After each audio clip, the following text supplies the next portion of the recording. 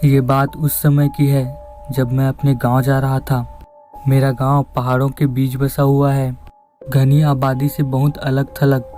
हमारे गांव में एक कच्ची सड़क है जिस पर केवल एक ही बस चलती है, जो गांव से बाहर ले जाती है और वापस लाती भी है। मैं अपनी नानी के घर गया हुआ था और वहीं से मैं वापस लौट रहा था। वो रात का समय था। बस ने मुझे गांव के बाहर उतारा था क्योंकि वो रास्ता गांव से बाहर की ओर होकर जाता था और मेरा घर तो गांव के बहुत ही ज़्यादा अंदर था।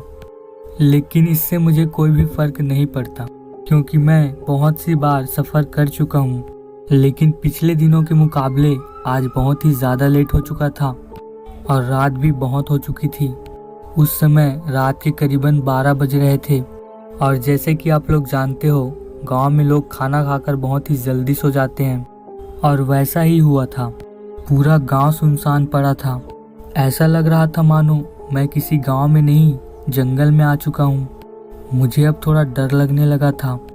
मैं अब भगवान से प्रार्थना कर रहा था कि मैं अब जल्दी से घर पहुँच जाऊँ, लेकिन मेरा घर बहुत ही ज़्यादा दूर था और थोड़ी ही देर बाद, थोड़ा आगे चलने के बाद मुझे मेरा दोस्त सोमधर मिला। उसने मुझे दूर से इशारा किया। अब मैं ये सोच रहा था कि इतनी रात में ये यहाँ पर क्या कर रहा है, पर खैर मैं तो बहुत ही ज़्यादा खुश था कि मुझे रास्ते में कोई साथी तो मिला। अब मुझे डर कम लग रहा था क्योंकि इस सन्नाटे में चुप्पी तोड़ने के लिए मेरे साथ कोई तो था। उसने मेरे पास आके मेरा बैग उठाया और मेरे आगे आगे चलने लगा। लेकिन चलते हुए मैंने ये बात गौर की कि ये इतना चुप क्यों है। ये जब से मुझे मिला है तब से कुछ बोला ही नहीं। और मेरा दोस्त सोमधर तो बहुत ही ज़्यादा बातूनी है और ये इतना शांत, बहुत ही अजीब बात है। अब हम लोग चलते चलते इतनी दूरी पर आ गए थे कि घर अब वहाँ से मेरी थोड़ी ही दूरी पर था, पर अब वो दूसरा रास्ता लेकर खेतों की तरफ बढ़ने लगा। मैंने उसको कहा, अरे भाई कहाँ जा रहा है?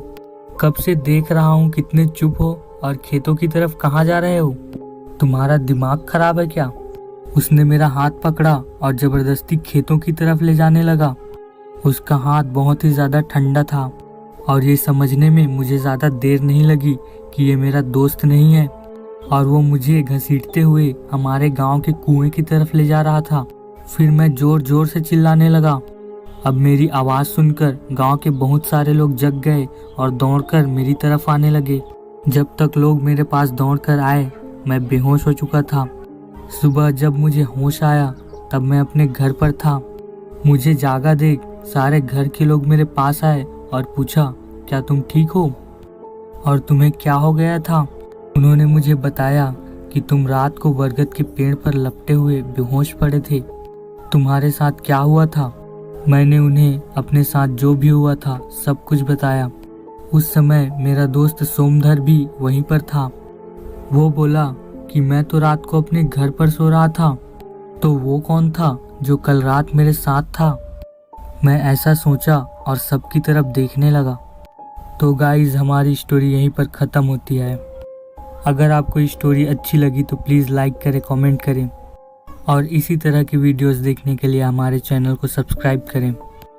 Thank you for watching.